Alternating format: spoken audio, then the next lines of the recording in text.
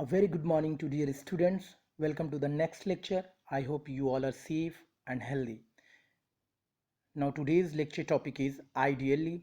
Let's begin the lecture. Please be focused.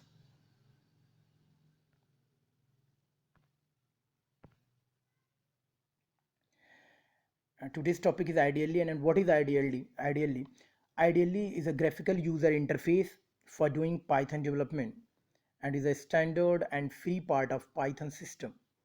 It is usually referred to as an integrated development environment.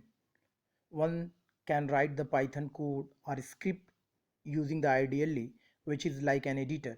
This comes along with Python bundle. Actually, ideally provides an environment where we can write the code in interactive mode or in scripting mode.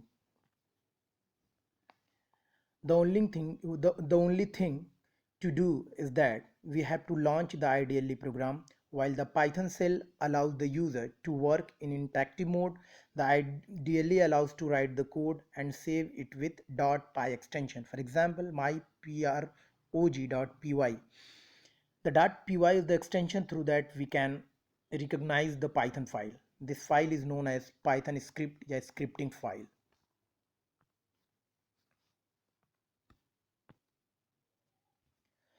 Once the program is saved, it can be executed either by clicking the run module or F5, means after completion of the programming code, how to execute the code. So with the help of F5 function key, or we can use run module, run menu. If there are no errors, you observe the result.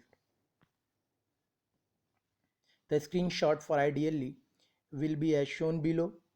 The prompt is here, is the prompt telling you ideally is waiting for you to type something. Here you can type this prompt. This Python shell prompt will show the result, means here you can write the code and here you will get the output also. So I have given one program here. You can understand. So first you know how to write the program in Python. So to develop the Python program, click on the file menu and select new file. This will open a new text editor where you can write your first program. So here I am writing one program here. So hash print the words hello Python. Print hello Python. Print it's nice learning Python. Print Python is easy to learn. Here print function is used to display the line on Python. For anything if you want to write anything as a message in Python, so you can use a print function. This function, we will discuss this function in next lecture. So after execution of the program, of this program, there are three lines will be we will get as output. The first line, hello Python. The next line, it's nice learning Python. And the next line, Python is easy to learn. In the next slide I have given the description about the program, and that is, in the above program the lines appears after the hash sign are treated as comment. Means if you want to use comment in your program, so you can use hash symbol before the line. They are ignored and not executed by the Python interpreter. This will help only to improve the readability of the program. After typing the code, save this program with an extension .py. I have already told we can save our file with .py extension. It shows the file is of Python, means through that we can recognize the file.